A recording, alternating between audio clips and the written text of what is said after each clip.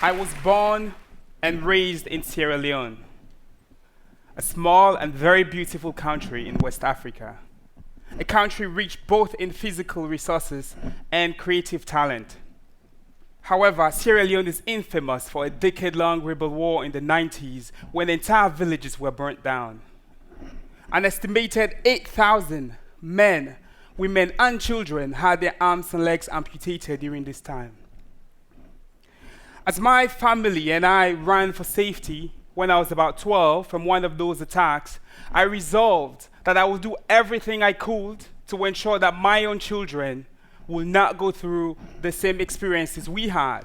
They would, in fact, be part of a Sierra Leone where war and amputation were no longer a strategy for gaining power.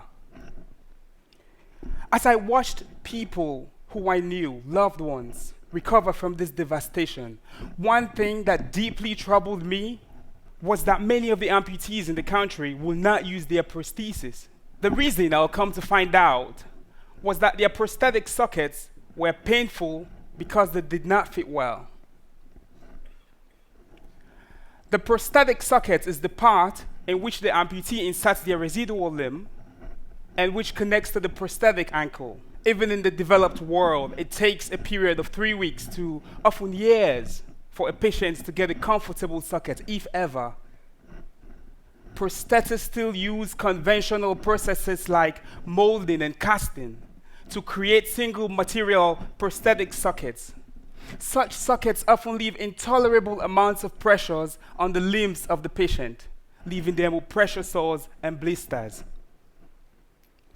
It does not matter how powerful your prosthetic ankle is. If your prosthetic socket is uncomfortable, you will not use your leg, and that is just simply unacceptable in our age. So indeed, when I met Professor Hugh Hare about 2.5 years ago, and he asked me if I knew how to solve this problem, I said no, not yet. But I would love to figure it out. And so for my PhD at the MIT Media Lab, I designed custom prosthetic sockets quickly and cheaply that are more comfortable than conventional prostheses.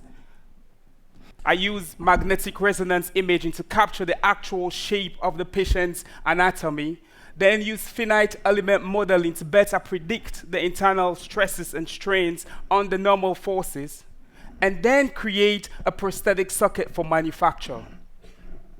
We use a 3D printer to create a multi-material prosthetic socket which relieves pressure where needed on the anatomy of the patient. In short, we're using data to make novel sockets quickly and cheaply.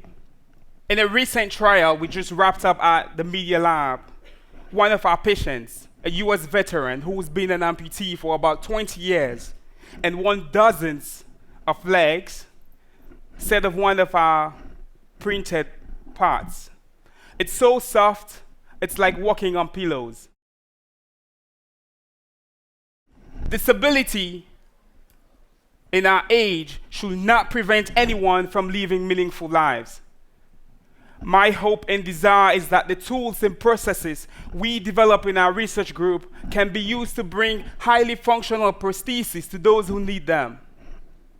For me, a place to begin healing the souls of those affected by war and disease is by creating comfortable and affordable interfaces for their bodies.